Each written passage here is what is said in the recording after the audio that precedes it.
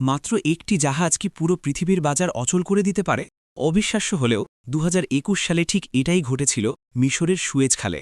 ৪০০ metre লম্বা এক বিশাল দানব এভার গিভেন খালের ২ কুল ছুঁয়ে আটকে যায়। ফলাফল, পিছনে আটকা পড়ে ৪০০রও বেশি জাহাজ। কেন এই খালটি এত গুরুত্বপূর্ণ?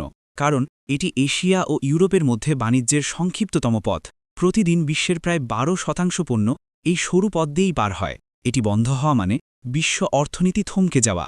২৩ মার্চ ২০২১ প্রচণ্ড ধুলোঝড় আর তীব্র বাতাসের ধাক্কায় নিয়ন্ত্রণ হারায় এভার গিভেন।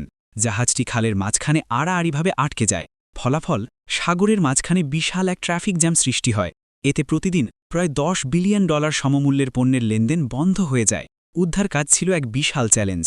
মিশরের সুয়েজ খাল কর্তৃপক্ষ এবং নেদারল্যান্ডসের বিশেষজ্ঞ দল দিন-রাত কাজ শুরু করে। প্রথমে ছোট ড্রেজার দিয়ে জাহাজের নিচ থেকে প্রায় ৩০,০০০ কিউবিক মিটার বালি ও মাটি সরানো হয়। এরপর ১১টি শক্তিশালী টাগবোট মিলে জাহাজটিকে টানার চেষ্টা করে। শেষ পর্যন্ত ২৯ মার্চ পূর্ণিমার জোয়ারের সময় পানির উচ্চতা বাড়লে জাহাজটি পুনরায় ভাসতে শুরু করে। ৬ দিন পর বিশ্ববাসী স্বস্তির নিঃশ্বাস ফেলে, কারণ নিত্যপণ্যের দাম হু হু করে বাড়তে শুরু করেছিল। এভার গিভেন ঘটনাটি আমাদের মনে করিয়ে দেয় যে মানুষের তৈরি আধুনিক প্রযুক্তি প্রকৃতির শক্তির কাছে কতটা অসহায় হতে পারে। একটি মাত্র জাহাজ বিশ্বকে শিখিয়ে দিয়ে গেছে যে সাপ্লাই চেন কতটা নাজুক।